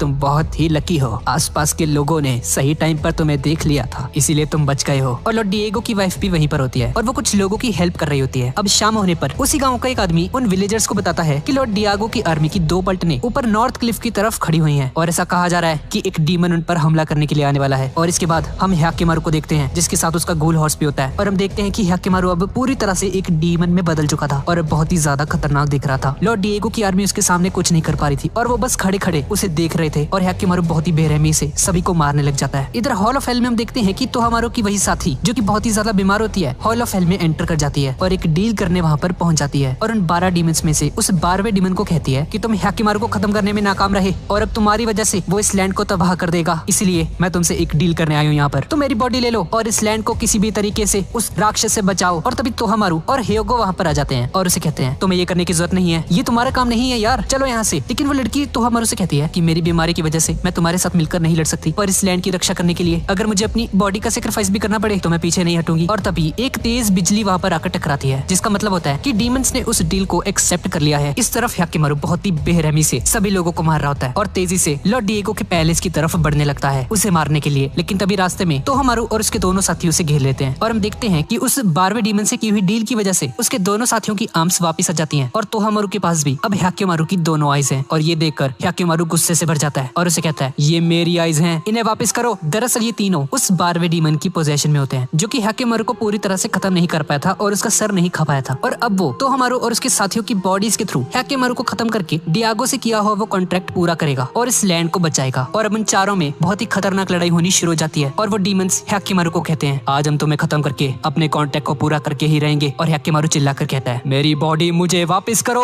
और तोहामारू की बॉडी के थ्रू वो डीमनों से कहता है ये बॉडी हमारी थी, हमने वो डील करी थी और अब ये तुम्हारी नहीं हमारी है, तुम्हारी वजह से ही वो कॉन्ट्रैक्ट टूटा था और डियागो से किए हुए कॉन्ट्रैक्ट को पूरा करने के लिए हमें तुम्हें इसी वक्त खत्म करना होगा। थोड़ी देर बाद डोरोरो और ह्याकिमारू की मॉम भी वहाँ पर आ जाते हैं और उन सभी को लड़ता हुआ देखकर बहुत ही ज्यादा शॉक हो जाते हैं। डोरोरो उन्हें रोकने के लिए उनके पास जाने ही वाला होता है कि तभी बीवामारू वहाँ पर आ जाता है और उसे रोक लेता है और उसे कहते हैं कि तुम्हें उन दोनों के पास नहीं जाना चाहिए, उनके बीच जाना अभी सुसाइड से कम नहीं होगा, तुम वहाँ पर एक सेकंड भी नहीं टिक पाओगे और मुझे नहीं लगता कि ह्याकिमारू अभी तुम्हें पहचान भी पाएगा और वो तीनों भी डीमंस बन चुके हैं, तो तुम्हें वहाँ पर नहीं जाना चाहिए बच्चे। और अचानक से बीवामारू को सब कुछ समझ आ जाता है कि बिना बॉडी के भी ह्याकिमारू कैसे सर्वाइव कर पाया था इतनी देर तक। दरअसल उन डीमंस ने ही ह्याकिमारू को जिंदा रखा था ताकि वो 12वां डीमन ह्याकिमारू को खा सके और ह्याकिमारू की आर्म्स और आईज उसी 12वें डीमन के पास हैं, इसलिए वो उनसे लड़ रहा है ताकि अपनी बॉडी को वापस पा सके। वो तीनों आपस में बात कर रहे होते कि तभी एक घोड़े का बच्चा उन तीनों की तरफ भागने लगता है। दरअसल वो ह्याकिमारू के उसी गूल हॉर्स का बच्चा होता है और अपनी माँ से मिलने के लिए उसके पास जा रहा होता है। वो गूल हॉर्स उसे अपने पास आता हुआ नोटिस करती है और जैसे ही उसका ध्यान ह्योगो से हटता है तो ह्योगो मौके का फायदा उठाकर अपनी तलवार से उस गूल हॉर्स पर हमला कर देता है और मित्सुबी उसके पेट में तलवार घुसा देती है। पर उस गूल को इससे कुछ भी नहीं होता और वो ह्योगो का सर उखाड़कर धड़ से अलग करके दूर फेंक देती है और मित्सु को भी एक लात मारकर खत्म कर देती है। वो गूल हॉर्स आखिरी बार अपने बच्चे से मिलती है और थोड़ी देर बाद वो भी मर जाती है। अब तोहामारू देखता है कि उसके दोनों साथी मरे हुए हैं। तोहामारू को उनके साथ बिताए हुए सभी पल याद आते हैं कि कैसे वो हमेशा उसके लिए लॉयल थे और हमेशा उसकी प्रोटेक्शन करते थे। और उनके मरने पर तोहामारू जोर जोर से चिल्लाने लग जाता है और हम देखते हैं कि उन दोनों के खत्म होने की वजह से ह्याकिमारू की दोनों आर्म्स वापस आ जाती हैं और तोहामारू उससे बदला लेने के लिए उस पर हमला कर देता है। पर तभी उनकी मॉम वहाँ पर आ जाती है और वो ह्याकिमारू से बात करने की कोशिश करती है। पर तोहामारू ने कहता है मॉम आप पीछे हट जाइए, इस पर कोई रैम खाने की जरूरत नहीं है, ये एक डीमन है। और ह्याकिमारू वहाँ से भाग जाता है। तोहामारू उसका पीछा करने लगता है और रास्ते में ह्याकिमारू खुद से बातें करते हुए कहता है इस जमीन पर मैं एक कर्स हूँ, मैं इंसान नहीं हूँ, मैं एक शैतान हूँ, लेकिन वो बॉडी मेरी है और मुझे इसे वापस पाने का पूरा हक है, इसमें कुछ भी गलत नहीं है और मैं अपनी बॉडी को वापस लेकर ही रहूंगा। तभी तोहामारू पीछे से वहाँ पर आ जाता है और उन दोनों में बहुत ही खतरनाक लड़ाई होनी शुरू हो जाती है। पर आर्म्स के वापस आ जाने की वजह से ह्याकिमारू पहले से और भी ज्यादा खतरनाक हो गया था और तोहामारू को रियलाइज होता है कि वो ह्याकिमारू को नहीं हरा सकता और अपनी जान बचाकर वहाँ से भागने लगता है। ह्याकिमारू उसका पीछा करता है। इसके बाद हम लॉर्ड डिएगो को देखते हैं और उसी की आर्मी का एक सोल्जर आकर उसे बताता है कि आसाकुरा आर्मी के लगभग 1500 सोल्जर्स ईस्ट में इकट्ठा हो चुके हैं और हम पर हमला करने के लिए बिल्कुल तैयार है। और ये सब सुनकर डियागो से कहता है एक और रेजिमेंट को उनसे लड़ने के लिए भेज दो, उन्हें किसी भी हालत में अंदर घुसने से रोको। लेकिन थोड़ी देर बाद वो खुद वहाँ जाकर उनसे लड़ने का फैसला करता है और लॉर्ड डिएगो अपनी आर्मी के साथ ईस्ट की तरफ निकल पड़ता है। दूसरी तरफ हमें तोहामारू को दिखाया जाता है जो कि उस पैलेस में पहुंच जाता है और तोहामारू को देखकर सभी सोल्जर्स बुरी तरह से डर जाते हैं क्योंकि उसकी 2 नहीं बल्कि 3 आंखें थी इस वक्त। और तोहामारू ने कहता है कि अगर अपनी जान प्यारी है तो यहाँ से निकल जाओ, एक डीमन यहाँ पर किसी भी वक्त आने वाला है। और थोड़ी देर बाद शाम होने पर ह्याकिमारू से लड़ने के लिए उसी पैलेस में पहुंच जाता है और ये बहुत ही बैड एस दिख रहा होता है, भाई देखो तो सही से, इतना मस्त लग रहा है यार। और उन दोनों में बहुत ही खतरनाक लड़ाई होनी शुरू हो जाती है। तोहामारू से बताता है कि क्या तुम्हें पता है ह्याकिमारू तुम्हारा जन्म यहीं पर हुआ था और इसी जगह पर मैं तुम्हें मारने वाला हूँ। पर हम देखते हैं कि ह्याकिमारू को उससे लड़ने में बहुत ही ज्यादा दिक्कत आ रही होती है और देखते ही देखते उस पैलेस में आग लग जाती है। अब इसके बाद हम ह्याकिमारू की मॉम को देखते हैं जो कि ह्याकिमारू और तोहामारू को रोकने के लिए पैलेस की तरफ ही जा रही होती है। इधर तोहामारू और ह्याकिमारू के बीच में बहुत ही खतरनाक फाइट चल रही होती है। वो दोनों आपस में बहुत ही बुरी तरह से लड़ रहे होते हैं और लड़ते लड़ते तोहामारू को मित्सु के साथ बिताए हुए पल याद आते हैं और वो गुस्से से भर जाता है और ह्याकिमारू से कहता है तुमने मेरे दोनों साथियों को मार डाला और तुम्हें मारकर उनका बदला मैं जरूर पूरा करूंगा। तुमने मुझसे मेरा सब कुछ छीन लिया ह्याकिमारू। बचपन में मॉम भी दिन रात बस तुम्हें ही याद करती रहती थी, उन्होंने मुझे कभी प्यार नहीं दिया, मुझे कभी नोटिस तक नहीं किया। और वो एक जोरदार हमला करके ह्याकिमारू को नीचे गिरा देता है और फिर से लड़ना शुरू कर देते हैं। थोड़ी देर बाद डोरोरो वहाँ पर आ जाता है और बीवामारू से मिलता है और बीवामारू से बताता है कि ह्याकिमारू की मॉम एक सीक्रेट पैसेज की हेल्प से उन दोनों के पास आ रही है और नीचे से वो डोरोरो से कहती है कि बेटा तुम मेरा यहीं पर वेट करना, इस रस्सी को वापस ऊपर खींचने में मुझे तुम्हारी तुम्हारी जरूरत पड़ेगी। थोड़ी आगे चलकर वो एक सीक्रेट डोर के पास पहुंच जाती है, लेकिन वो डोर उनसे नहीं खुल रहा होता और तभी ज़ूकाई वहाँ पर आ जाता है और उनसे कहता है, तो आप पक्का हैकेमारू की मॉम होंगी, है ना? और वो कहती है, हाँ मैं हैकेमारू की मॉम हूँ, पर आप कौन है? इसके बाद हम हैकेमारू और तोहामारू को फिर से देखते हैं, जो कि बहुत ही खतरनाक लड़ाई कर रहे होते हैं और लड़ते लड़ते हैकेमारू तोहामारू को मारने ही वाला होता है कि तभी वो रुक जाता है और उसे जान से नहीं मारता। और ये देखकर तोहामारू से पूछता है, क्या हुआ, रुक क्यों गए हो? तुमने मुझे मारा क्यों नहीं? तुम बहुत आसानी से भी मेरा गला काट सकते थे, तो तुमने ऐसा किया क्यों नहीं? बताओ मुझे। और ये सब सुनकर हैकेमारू से कहता है, मुझे नहीं पता, लेकिन तुम भी तो बिल्कुल मेरे जैसे ही हो, आखिर तुम भी एक इंसान हो, तुम मेरे भाई हो, मैं तुम्हें नहीं मार सकता यार। और ये सुनकर तोहामारू सरेंडर कर देता है और कहता है, मैं हार गया, मैं हमेशा से ही तुमसे हारता आया हूँ। और हैकेमारू एक भाई की इंटेंशन से उसके पास आने की कोशिश करता है और तभी तोहामारू के अंदर का वो 12वां डीमन एक्टिव हो जाता है और तोहामारू फिर से उस डीमन की पोजेशन में आ जाता है और वो डीमन तोहामारू की बॉडी के थ्रू हैकेमारू को कहता है, मैं किसी भी हालत में अपना कॉन्ट्रैक्ट पूरा करके रहूंगा। पर तभी हम देखते हैं कि तोहामारू अपनी दोनों डीमन आइज उखाड़ कर हैकेमारू को दे देता है और तभी अचानक से ही जमीन में से एक पर्पल कलर का डीमन वहाँ पर आ जाता है और हैकेमारू पर हमला करने की कोशिश करता है, पर हैकेमारू खुद को बचा लेता है और उस डीमन के दिल पर अपनी तलवार से हमला कर देता है। और अब उस डीमन के डिस्ट्रॉय होते ही हैकेमारू की दोनों प्रोस्थेटिक आइज बाहर आ जाती हैं और वो जमीन पर लेटकर तड़पने लग जाता है। और थोड़ी देर बाद हैकेमारू की मॉम और ज़ूकाई वहाँ पर आ जाते हैं और हैकेमारू को संभालते हैं। हैकेमारू की मॉम उसे गले से लगा लेती है और कहती है, मुझे माफ कर देना बेटा, मुझे तुम्हें कभी अकेला छोड़ना ही नहीं चाहिए था, बस ऐसे ही अपनी बाहों में रखना चाहिए था। और ज़ूकाई उसे कहता है, हैकेमारू भले ही तुम्हें तुम्हारी बॉडी वापस मिल गई है, लेकिन प्लीज इस बात का खास ख्याल रखना कि तुम हमेशा इंसान ही बने रहो, फिर से शैतान मत बन जाना। और तभी डोरोरो हैकेमारू को पीछे से आवाज लगाने लगता है और ज़ूकाई उसे कहता है, जाओ हैकेमारू, तुम्हारा दोस्त तुमसे मिलना चाहता है, जाओ उससे मिल लो। और जाने से पहले हैकेमारू पहली और आखिरी बार अपनी खुद की रियल आइज से अपनी मॉम और ज़ूकाई को देखता है और अब उसकी मॉम तोहामारू के पास जाती है और उससे भी माफी मांगती है, सॉरी तोहामारू, मैंने तुम्हें बहुत ही अकेला फील करवाया, मैंने तुम पर कभी ध्यान नहीं दिया, प्लीज मुझे माफ कर देना। और इन तीनों के ऊपर पैलेस की छत गिर जाती है और हैकेमारू की मॉम, ज़ूकाई और तोहामारू तीनों मर जाते हैं। अब इसके बाद हम देखते हैं कि बीवामारू डोरोरो और हैकेमारू को ऊपर की तरफ खींचता है एक रस्सी के जरिए और उन दोनों को बाहर निकालता है और बाहर आकर वो तीनों उसी पैलेस को देखते हैं जो कि पूरी तरह से डिस्ट्रॉय हो चुका था और आग की लपटों में घिरा हुआ था। और बीवामारू हैकेमारू से कहता है, ध्यान से देखो इस नजारे को, यही लिखा था तुम्हारी किस्मत में। और देखते ही देखते लैंडस्लाइड्स और अर्थक्वेक्स पूरे राज्य को डिस्ट्रॉय कर देते हैं, हर तरफ बस बर्बादी ही बर्बादी थी। दूसरी तरफ हम लॉर्ड डिएगो को देखते हैं और उसी की आर्मी का एक सोल्जर आकर उसे बताता है, सरकार पैलेस पूरी तरह से डिस्ट्रॉय हो चुका है और वो आग आसपास के राज्यों में भी फैल चुकी है और छोटे सरकार का घर भी पूरी तरह से जल चुका है और आपकी पत्नी और तोहामारू का कोई अता पता नहीं है। पर लॉर्ड डिएगो कहता है, बदला लिया जाएगा, चलो आसाकुरा को खत्म करके इसका इंसाफ पाया जाए। और हम देखते हैं कि हॉल ऑफ हेल का वो आखिरी 12वां डीमन स्टैचू भी टूट जाता है, लेकिन उसे नोटिस करने के लिए वहाँ पर कोई होता ही नहीं है। अब स्टोरी 20 दिन आगे शिफ्ट हो जाती है। अब 20 दिन बाद हम लोग देखते हैं कि हैकेमारू उस हॉल ऑफ हेल की तरफ जा रहा होता है और वो जैसे ही हॉल ऑफ हेल का दरवाजा खोलता है तो वो देखता है कि लॉर्ड डिएगो भी वहीं पर बैठा होता है और हैकेमारू को देखकर डिएगो से कहता है, तो तुम्हें तुम्हारी बॉडी वापस मिल ही गई, कैसी लग रही है तुम्हें इस गाँव की बंजर जमीन? सुंदर है ना बहुत? इस लैंड और इस लैंड के लोगों ने बहुत खून बहाया है तुम्हारे लिए और शायद आगे भी बहाते रहेंगे, लेकिन मैं इतनी आसानी से सब कुछ खत्म नहीं होने दूंगा। अगर इस नर्क भरी जिंदगी से बाहर आने के लिए मुझे तुम्हारे जैसे 1000 लोगों की बलि भी चढ़ानी पड़े तो मैं पीछे नहीं हटने वाला। मुझसे बस एक गलती हो गई, मुझे तुम्हें उस नर्स को नहीं देना चाहिए था, अपने हाथों से ही तुम्हें गला घोटकर मार देना चाहिए था। भाई कैसा बाप है यार, सही में यार, मतलब अपने बेटे को मारने पे तुला हुआ है। और से भी कहता है, अगर तुम मुझे अभी मार भी दो तो मुझे इसका कोई गिल्ट नहीं होगा, बस मैं यही चाहता हूँ कि मेरी आत्मा मेरे बेटे तोहामारू के साथ ही जाकर मिले और मैं एज अ डीमन इस लैंड को हमेशा प्रोटेक्ट करके रखूं। और हैकेमारू अपनी तलवार उठाकर लॉर्ड डिएगो को मारने लगता है। और तभी दूसरी तरफ हम बीवामारू को देखते हैं जो कि डोरोरो को देखता है और वो पैलेस के बाहर ही वेट कर रहा होता है हैकेमारू का। और बीवामारू डोरोरो से कहता है, अच्छा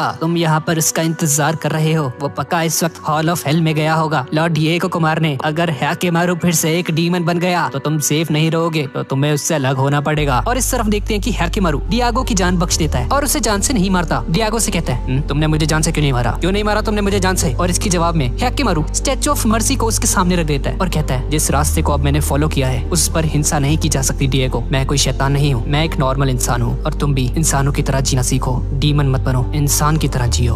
और ये सब बोलकर हैकेमारू वहाँ से चला जाता है और हैकेमारू के अंदर जीने की वो इच्छा देखकर लॉर्ड डिएगो रो पड़ता है। अब एंडिंग सीन में हमें डोरोरो को दिखाया जाता है जो कि मन ही मन सोच रहा होता है, मुझे पता है तुम जरूर वापस आओगे हैकेमारू, लेकिन फिलहाल के लिए मुझे तुमसे अलग होना पड़ेगा। और हम देखते हैं कि हैकेमारू और डोरोरो अपने अपने रास्ते निकल पड़ते हैं और हमें पता चलता है कि डोरोरो दरअसल एक लड़की थी। हाँ भाई हाँ, लड़की है ये, लड़का नहीं है। और डोरोरो भागते भागते हैकेमारू के पास जा रही होती है और हैकेमारू से पलट कर देखता है। और भाई थ्योरीज में ऐसा बोला जाता है कि इन दोनों ने आखिरी में शादी कर ली थी, दोनों खुशी खुशी रहने लगे। पर यार आपको क्या लगता है क्या हुआ था एंडिंग में? मैं तो भाई अभी भी कंफ्यूज्ड हूँ यार, क्या हुआ था इसमें? भाई मस्त एनीमे बनाया यार, ये काफी अंडररेटेड है। और गाइस अगर वीडियो पसंद आई तो प्लीज इसे लाइक जरूर कर देना और चैनल को भी जरूर सब्सक्राइब कर देना। और गाइस इसकी अगली वीडियो जुजुत्सु काइसेन पर होने वाली है और वो भी 1-2 दिन में आ जाएगी। तो ठीक है गाइस, और मिलते हैं अगली वीडियो में।